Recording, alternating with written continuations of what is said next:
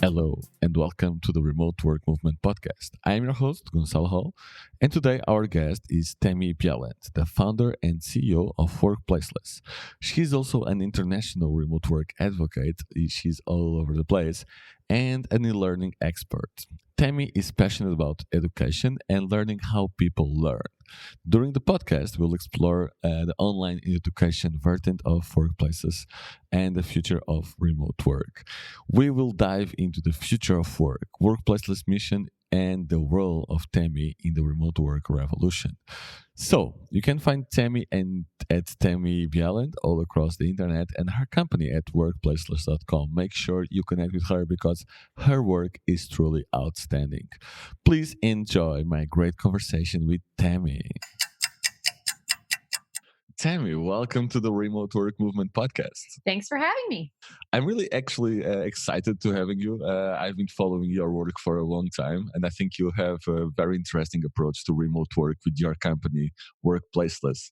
But before we dive into that, I'd like to start from the beginning. Now checking you have a master degree in Spanish. Me being Portuguese, I take that personally. But at 17 years old or 18 years old, what was your main motivation to study Spanish in the university? When I went to university, I studied at the University of Virginia, and I actually was really interested in literature. And when I was at the University of Virginia, I took a couple of different classes. I had taken Spanish in high school and was not thinking about majoring in that. But I really loved speaking Spanish. I wanted to learn additional languages. So I did end up taking Portuguese in college. So there you go.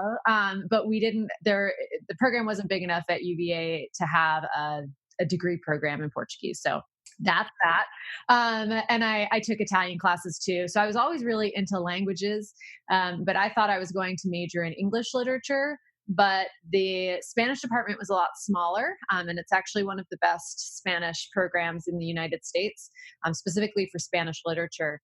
And I really enjoyed my classes, and the classes were a lot smaller, so you had a lot more one-on-one time with the instructors. I just had a much better experience in my Spanish classes than I did in my other classes, which tended to be much larger.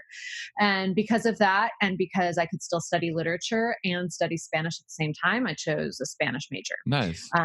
So studied Spanish in my undergrad, graduated after 3 years, and then chose a master's because I wanted to teach. I ended up loving Spanish and wanting to teach it.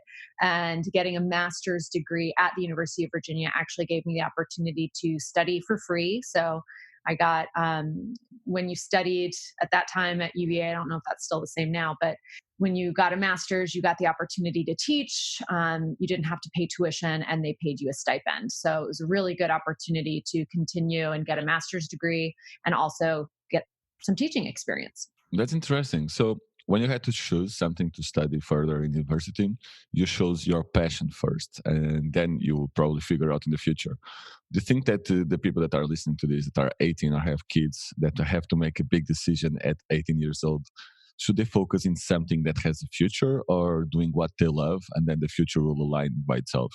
I tend to think that, the decisions you make at 18, while they will affect your life, they're not going to define your life forever. So, I think that there are different ways to do it. And I think that there are many different ways to succeed and be happy. And the way that I did it was I followed my passion first and then figured out, a way to make money. But the opposite can work as well. So I don't necessarily know that there's one global universal way to do it. I think that 18 is super, super young to be making, or to be thinking about your decisions as these, are going to make or break your career or your life. So hard to say. I think before it was more a life decision, and things are changing. Before you had the same job for 30 years. So the career, you would choose actually your career at 18. And then it was very hard to re-educate yourself. But nowadays, it's very, very easy to relearn or learn a new skill and work in something else. Yeah. And with with Spanish, they actually went for education, which is very, very interesting to me, as I'm also very passionate about that.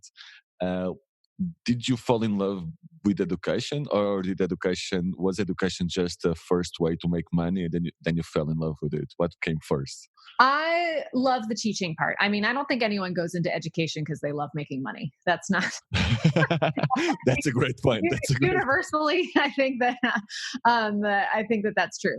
So I loved teaching. I loved the primarily because I had such amazing teachers, and I saw that the effect that and long lasting impact that a really good teacher can have on a person.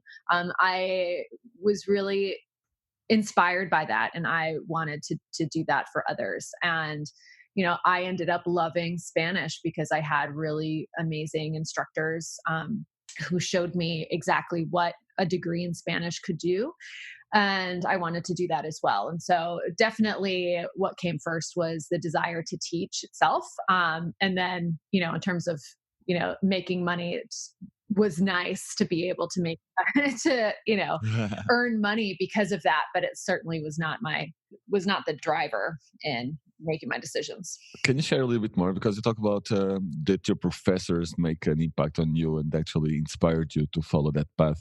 What was it the personality traits? Was the way they taught? There was the what inspired you? What in them inspired you to have them as a role model and follow that path as well? Yeah, the best teachers that I've had are the ones that have made a personal connection, with their students, and ones that continually do so. So they clearly care about their students as individuals, and by and large, the teachers that I've had. When I was majoring in Spanish, particularly, and then also in high school, I had a really great experience with my teachers. Um, those teachers all cared about me individually, but also they cared about their students in general. And that is, I think, the biggest indicator of an impactful teacher. Yes, indeed. Don't you worry that now that we have so much online education, that connection will get lost?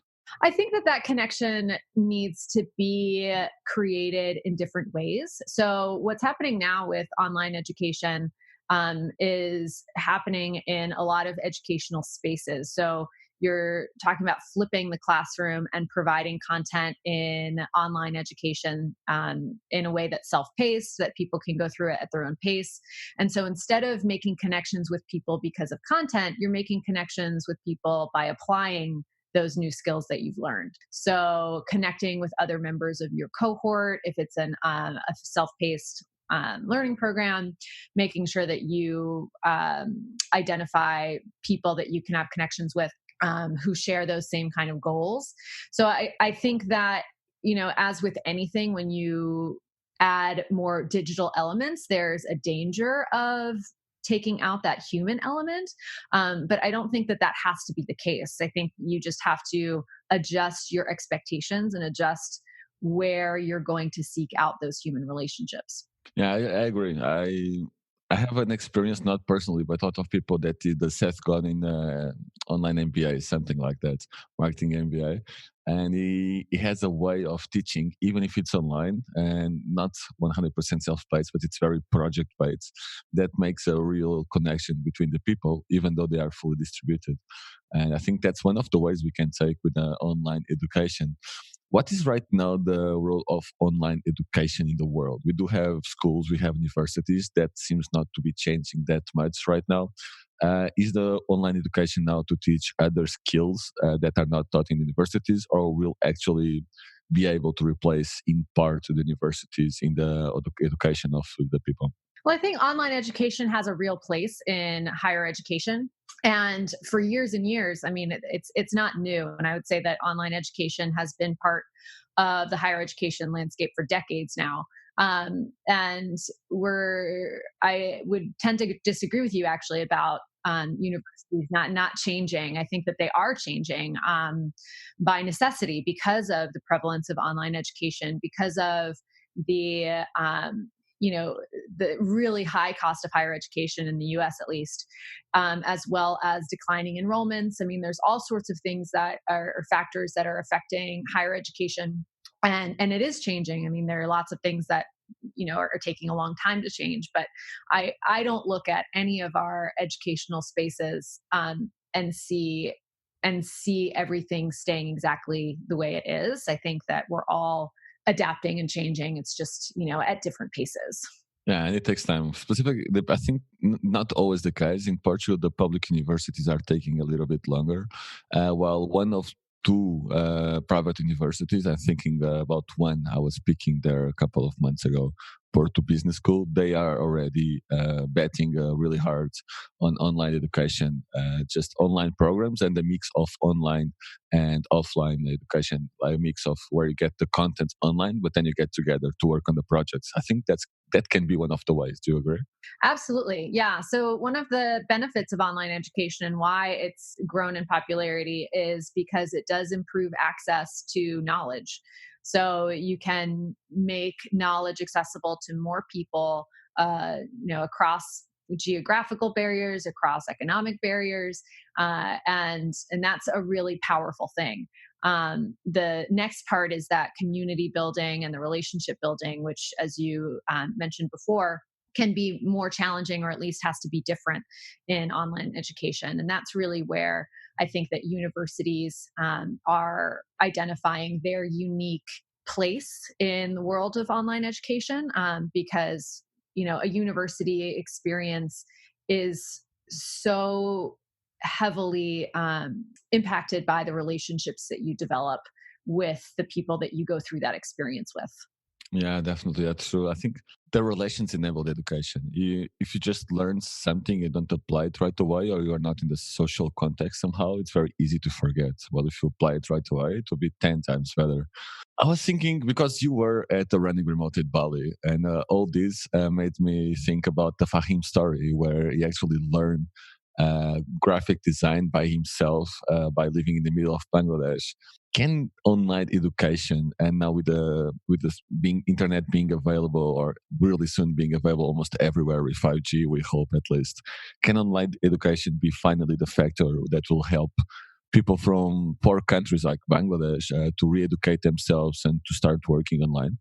I absolutely think that online education is going to play a huge part in increasing economic opportunity for people who have been excluded from the digital economy previously.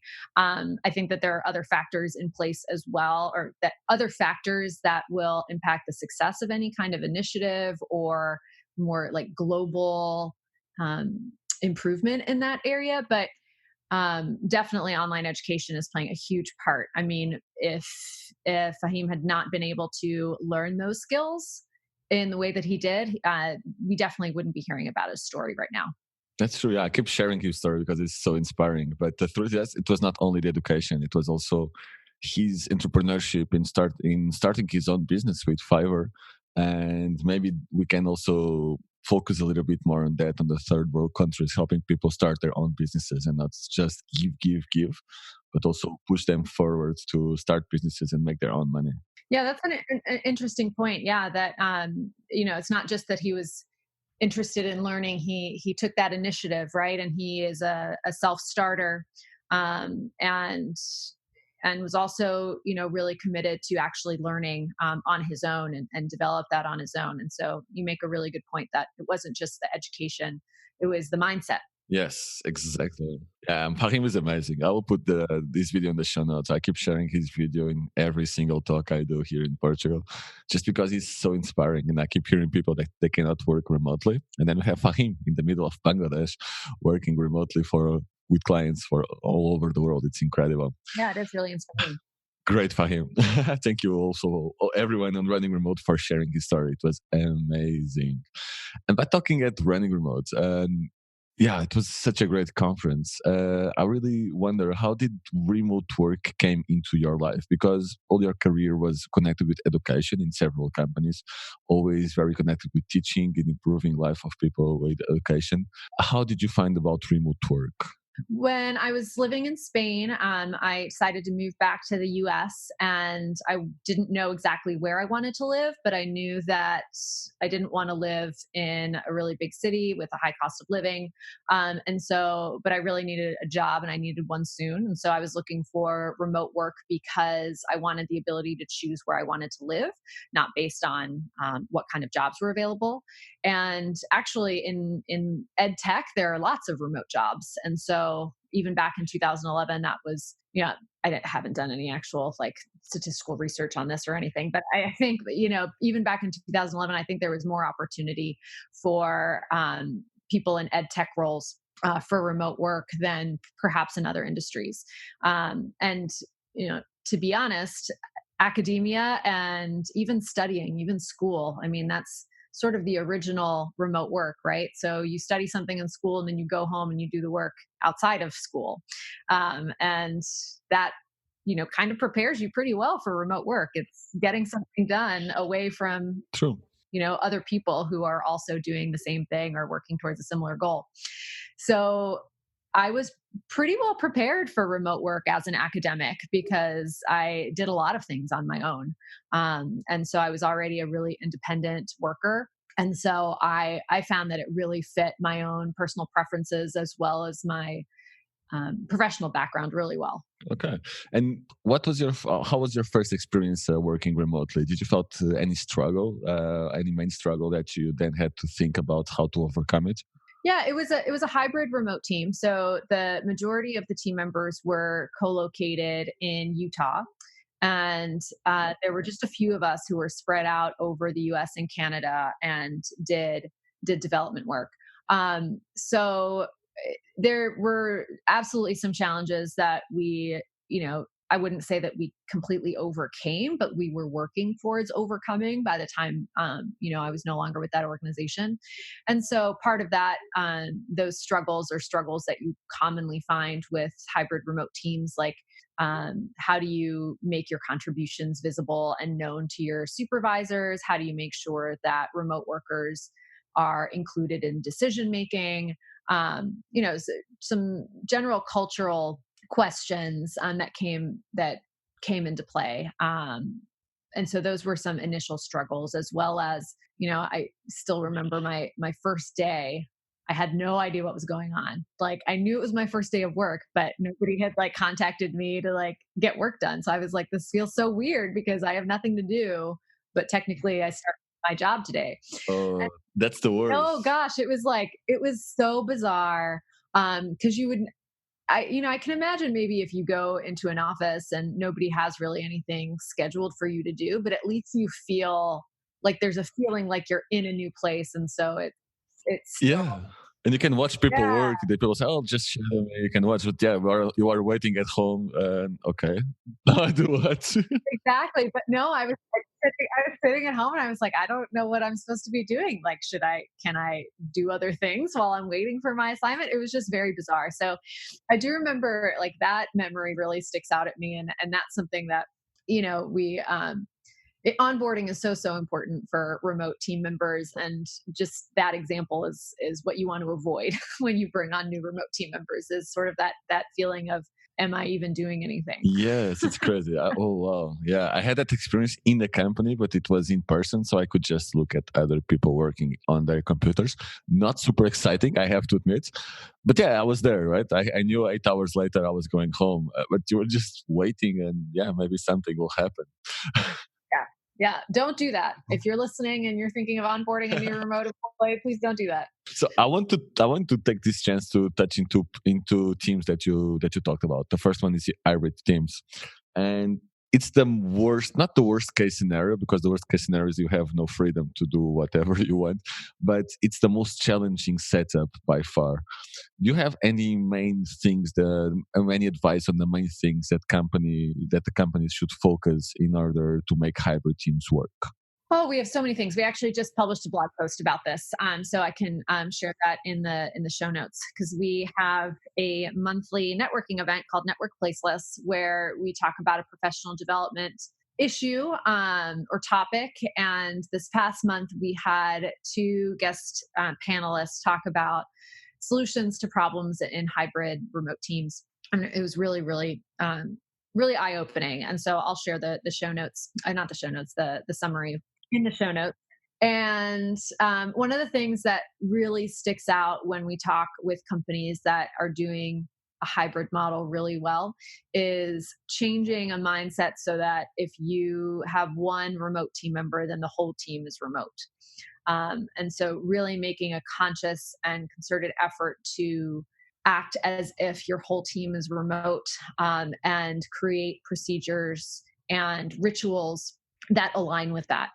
So making sure that there are proper channels in place for informal communication, like a water cooler chat, or having different opportunities for people to meet up and communicate in more informal ways and creating those connections.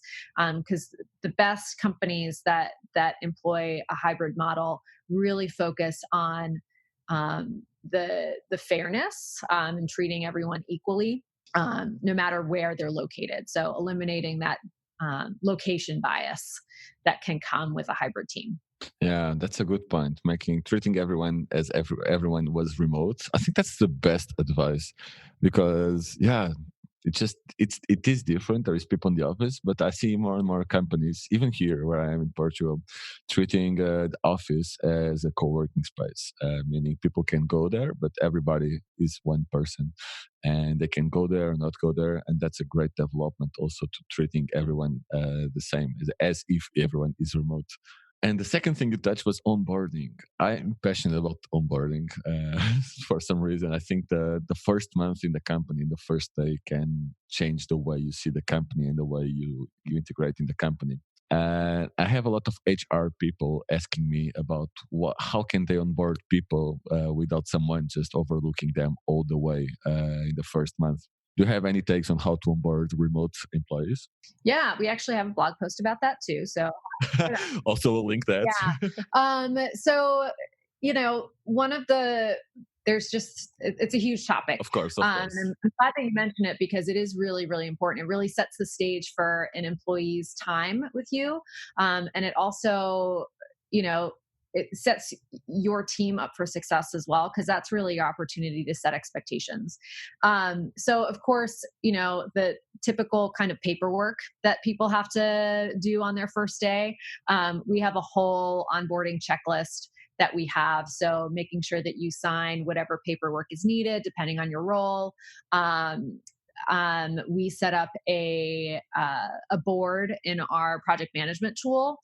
So every person that comes on board gets an onboarding project, and they have different tasks that they go through. So they complete all the paperwork. They set their account up in Gmail, in Slack. They introduce themselves in the Slack channel. They review, all the different Slack channels that we have. So basically, everything that they should do to get familiar with our company, we have a different task associated with that. So that way, they have, a very clear list of what they should be doing. Also, really important that first day they meet with somebody, so that they have some sort of interaction with a team member. So just something a little bit. So you have like a checklist for them, and they take ownership from day one of their work, pretty much, right? You don't have anyone just telling them all the way. Now you do this. Now you do this. Now you have a list of things you should do on day one, and then they go step by step. Yeah. And of course, having the connection with someone, they don't have to. They don't need someone just telling them all the way what to do, right? Right. Well, I think there needs to be a little bit of a balance, because the first day you can't say, okay, you know what to do, go for it. Like, you need to of have course. some sort of context for like what the tools you use are and everything. So, how we do it is, we put together the checklist, we put together the onboarding project and the project management tool. And then we also put together a tool dashboard. So, a really quick introduction to the tools we use and why we use them. And that's customized to each individual role. So I don't give every single tool to everybody because they don't need all those tools. But that gives somebody an idea of, it's basically like an office tour, right? So we don't have an office, but we do have the tools that we use. So those are, that's really the office that we have. And then having a one-on-one meeting to describe exactly what all of these things are. Because if you just send a bunch of things over email, it's super overwhelming. So we have a meeting, we explain what the different items are, and then we send them and give them access. Nice. So that way they have a little bit of context. They have some tasks that they're going to accomplish. And then by the end of the day, check in again to make sure that, if there are any questions that they're addressed. Nice. I think also to incorporate some video in some companies I worked with, some positions where they need to learn the basics of how things work. Do like have like a onboarding on video, so it's not all only reading, but you have also some, I don't know, something to see. Yeah, well, and we have a handbook, and we have training, of course. Like, we're a training company, so we train on remote work skills. And so, when you come on board with us, you take our certification program. You need to go through and understand those basics of how to work remotely, because we are a completely distributed team, and really that's the benchmark for being productive in remote work. So even if you have remote work experience, we expect you to go through that, because we talk about setting expectations, and that being like why training is so important. And so we need to set those expectations of how we're expecting you to work remotely. And I mean, we already have that developed. So that's part of our onboarding process as well. Nice. I think what a lot of companies are missing is the expectations part. We don't set expectations. Then when the expectations are not right, are not equal for both persons, things can go wrong very fast. So that's actually very, very smart from you. I also want to work on a little bit more about workplaces, about your company, because I'm following you for a couple of years. You have a couple of years already on your belt. And I want to start with the beginning, although we talked a little bit about what you do. But can you explain us better what is Workplaces, the whole scope of your work and your main mission? Yeah. So Workplaceless is a training company that specializes in remote work skills. And our mission is to positively impact positively impact the sustainability of remote work options. So both the supply and demand side. And so what that means is we train individual workers on how to be better equipped to succeed in remote work.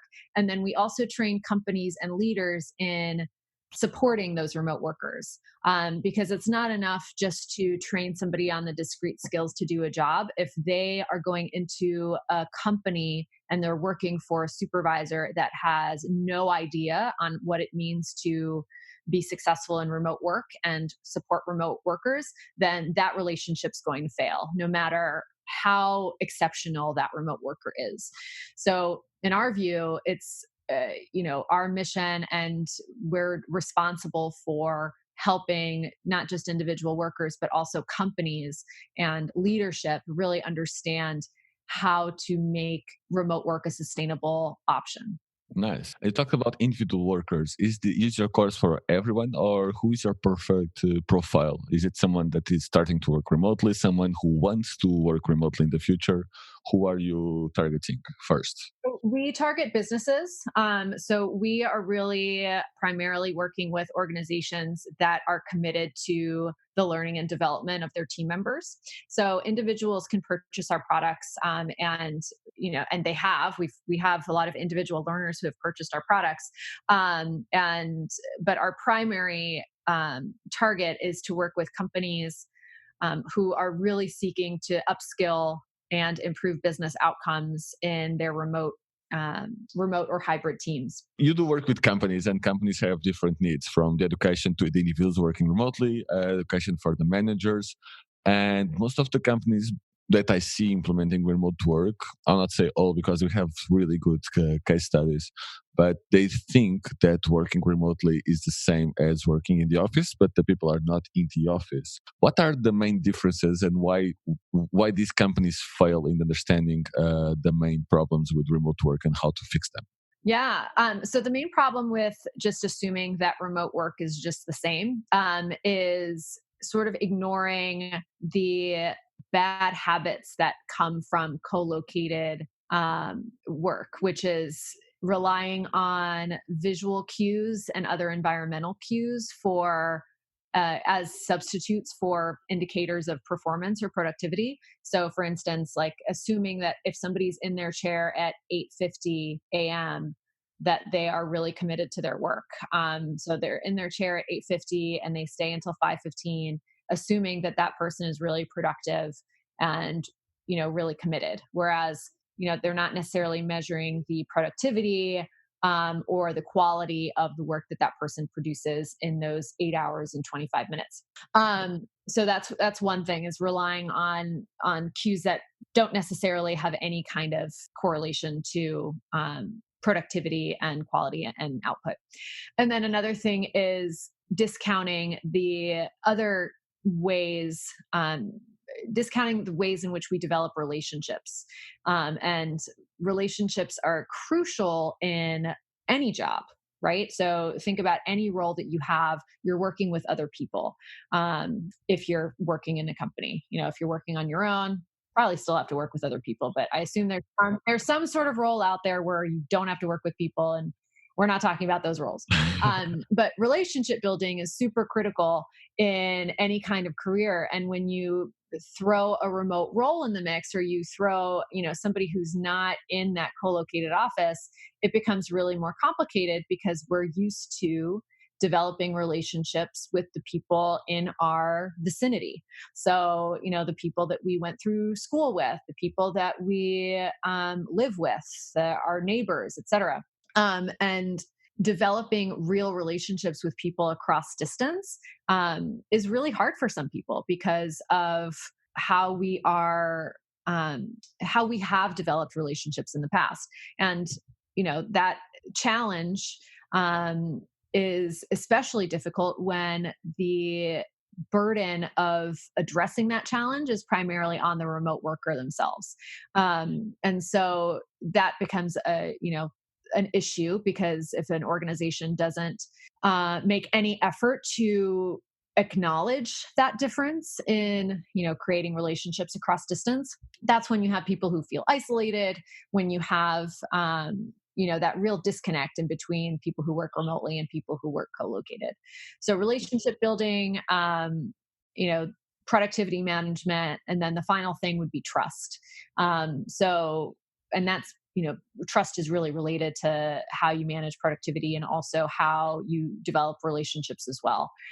But typically the ways we develop trust are really reliant on what you can actually witness or what you can actually see. And when you work remotely, you need to develop that trust in different ways. Yeah, true. You just touched on the 3 points that most companies struggle with, but also that most companies, when I talk about remote work, I have a lot of managers coming to me say, oh, this doesn't work, and I say, okay, why? Oh, how do I know that people are working and not watching Netflix at home? I was like, how do you know that they are not watching Netflix in your own office? So there first, it starts with the trust, and the main reason is exactly what you mentioned, is they don't know, they are not measuring any productivity, so they have no idea, and they believe people are seated and they must be working. If they go out, if they leave the job late, the office late, no, they must be working really, really hard. And it's just crazy. One thing you touched was the productivity as well, and I'm very curious because most of the people also don't believe the real increasing of the productivity. We are seeing at least the numbers are around 30 to 40%. What do you think is the main reason that makes working from home so much more productive than working inside an office? Two things, I think. Being able to control your environment and schedule so that you can be more productive. And then two, minimizing distractions. So I know that I prefer working from home or working remotely because I'm not as distracted as I would be if there were, people around me and interruptions all the time.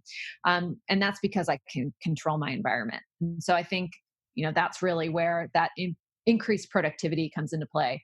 Because I don't think that we realize just how distracting other people can be. And I'm not just saying, the people next to you, at your cubicle or whatever, but also the calling of random meetings and just constant interruptions basically of your workflow. Whereas when you get to control your environment, you get to determine when you stay in that workflow and then when you allow for interruptions. Yeah, definitely. One of the CEOs I work with, they told me when I want to focus on work, I have to go home because I keep being interrupted inside the office by everything. So yeah, they don't have remote work. No, they are implementing now, and he acknowledges that when someone needs to work and be productive, they need to go home. So that's the first step, Yeah. and that is so true. Yeah, that's a sign actually. Anyone out there listening who if you have any employees that are like, I'm going to take this home so I can get this done, like that's an indication that maybe you should allow for more remote work. Yes, amen. And I want to speak a little bit more about your courses. How do your courses work? Because you do teach all these inside your courses. You have courses for individuals, you told us about. You have courses for managers.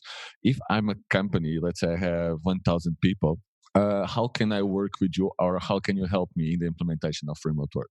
Yeah, so we typically work with companies with any size, but with 1,000 employees, and let's say you're starting a remote work policy, and you have that ready to go, and you're ready to allow those 1,000 workers to start working remotely.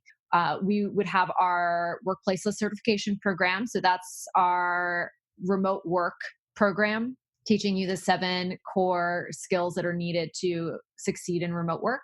And we would recommend that those managers within that group of 1,000, if they are the actual managers that are working remotely, or if they manage remote team members, we would recommend that leaders take our Lead Placeless course, which is our leadership program and goes through the fundamental skills that leaders need to manage employees that they don't see every day.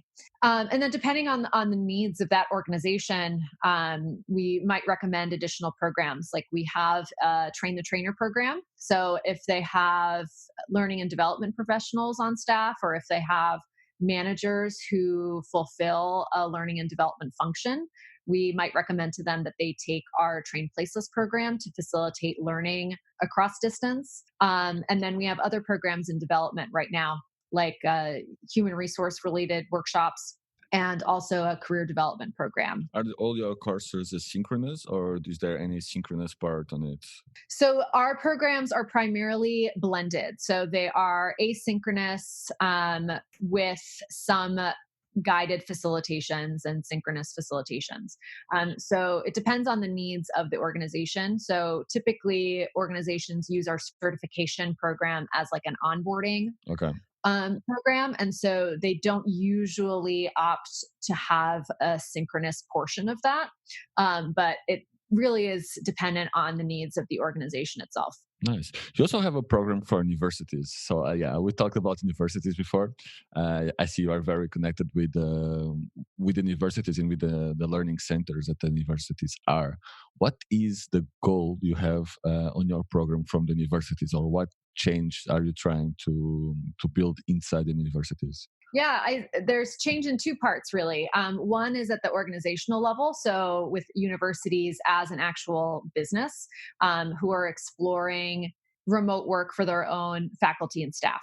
So, that's one side of it, because universities have really special needs when it comes to allowing more remote work options both for faculty and staff, and so that takes some special consideration. And then on the other side is the academic side and preparing university students for the future of work. And part of that is making our courses part of the curriculum in universities that are forward thinking and really looking to incorporate updated skills for their students to be able to not only get a job upon graduation, but also be really successful in that job and understanding the changing landscape of work. Yeah, you are changing the internal part of universities, or how they work, and also how they not how they teach, but integrating remote work into their program, pretty much, right? Yeah, absolutely. And so we're really that's one of our focuses this year, and we're speaking with several universities on how we can incorporate remote work training into their curricula. And it's Nice. really exciting because, my background is from higher education, and so I still get to be part of that conversation. And so that Congratulations. I think makes you me feel happy. the same I feel when I'm in Portugal helping companies and talking in Portugal about remote work. I know this is good. I know the country can win a lot with remote work. So it's almost like a passion project. I totally agree. And you also work with NGOs, right? I saw around 1 year ago, I think exactly 1 year ago, you partner with Grow Remote, for example, one of my favorite NGOs in the world. They do promote remote work and they promote the decentralization of employees, basically that people move out from big cities to small cities. How are you working with the NGOs and why that also that focus? Because you are everywhere. That's great. Yeah.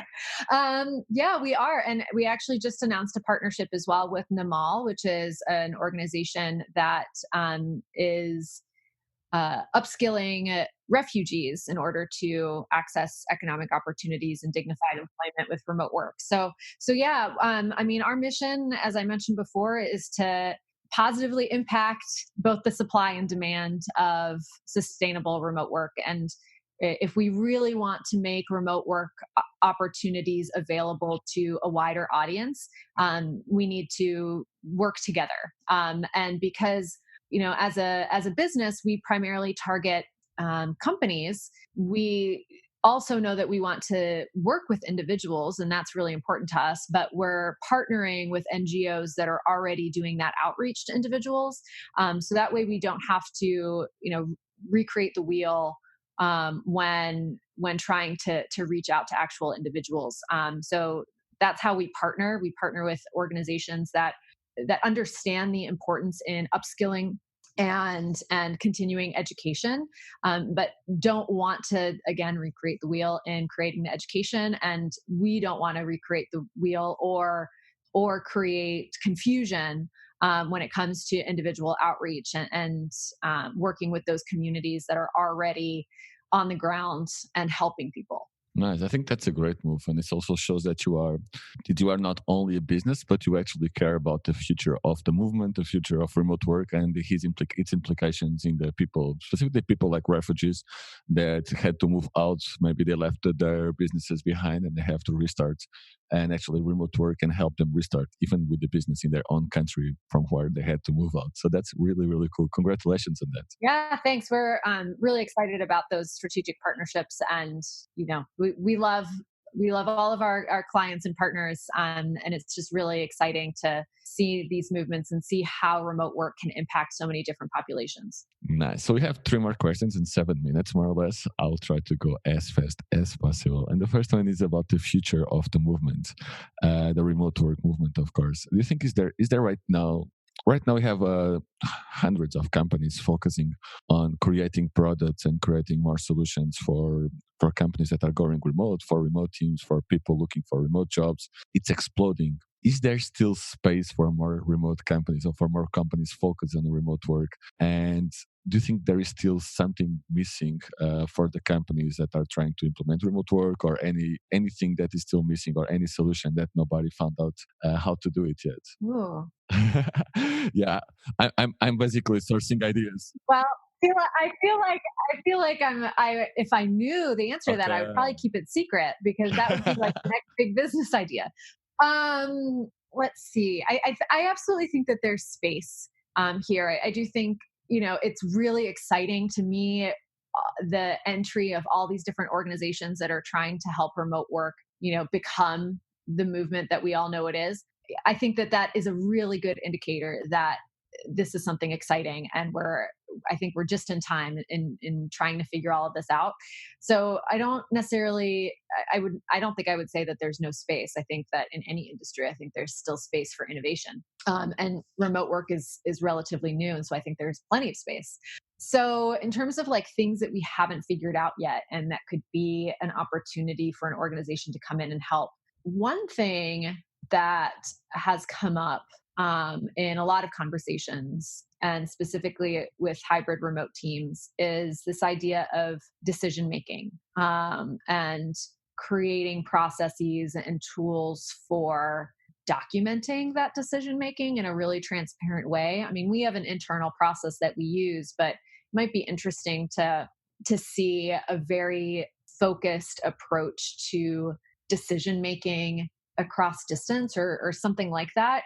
So that is the first thing that comes to mind. But Nice. Yeah, I see. Creating a framework basically to document decision making and basically document everything. That's one of the key things of remote work. So yeah, there is no platform. I advise some other platforms like Confluence or Google Docs, but they are just being adapted. Maybe we could use a new platform for that. Business ideas. Very well, Tammy. who knows? And maybe it doesn't need to be a platform, but I definitely think that, like, There is something there. different different decision making frameworks, and it's something that is very, very dear to me, because that was my biggest frustration, I think, in working with different hybrid and even remote teams, was just sort of like, you get a decision that was sent down from above and you're like, when was this conversation, when did this even happen, who had this conversation, like, when did we decide that? And I'm sure that happens in co-located teams as well, but Yeah, um, even more. even more when you are the person working remotely. You want to make sure that you're part of that decision making process, and that you have an equal participation, because I think, especially in hybrid teams, you have unequal participation in decision making. Yeah. I think the CEO from Automatic mentions exactly the same. He tries to document everything and all the decisions, and not only the decisions, but what was the context when the decision was made. Because we can criticize a decision if we don't know the context, but maybe the contexts were different back then, and by adding that to the decisions, you can actually criticize or not criticize better the decision. So that is also a very good idea from the CEO from Automatic. Really cool guy. Last question, and the biggest one. You have an amazing company, Workplaceless. You are growing and doing new projects all the time, and things are moving really, really fast. But what is your 5-year goal for your company? 5-year goal for our company is to be seen as the resource for professional development for remote and hybrid teams. So that's the overall goal. But by then, we'll have a couple of new programs out. So as I mentioned before, we're developing a career development program. Later this year, we'll also be doing a program called Speak Placeless, which is English for remote work, Nice. and our HR workshops, as well as some HR specific content in e-courses as well. So harassment in the digital workplace, all sorts of different topics. So, by then our portfolio will be pretty expansive, and will be seen as the professional development resource for remote and hybrid teams. Very good. Excited for the future. For the end, we are really finishing right now. And is there a message that you would like to send and spread across the whole movement and all our listeners? All right. My message to everyone in the remote work movement is, keep up the good work. Thank you. At least from myself, and I think our community, that most of them are actually remote workers or people just starting to work remotely. They will appreciate that. I think the whole movement is really working well, and you are a big part of that. So thank you very much for your work, Tammy, and Workplaceless, everything that you are doing inside the movement and to spread the word out as well. Excited to see your future, and thank you very much for your time. Yeah, thank you. It's been a pleasure. Thank you. And that's a wrap. If you enjoyed my conversation with Tammy, make sure you follow her and the amazing Workplaceless articles. They are creating amazing articles at their blog. So if you're interested in management of the teams or in working remotely, make sure you connect with them. Regarding Remote Work Movement podcast, we are back and we are back strong. During the next weeks, we have 10 amazing guests. So make sure you stay connected and enjoy some of the best humans in the remote work movement.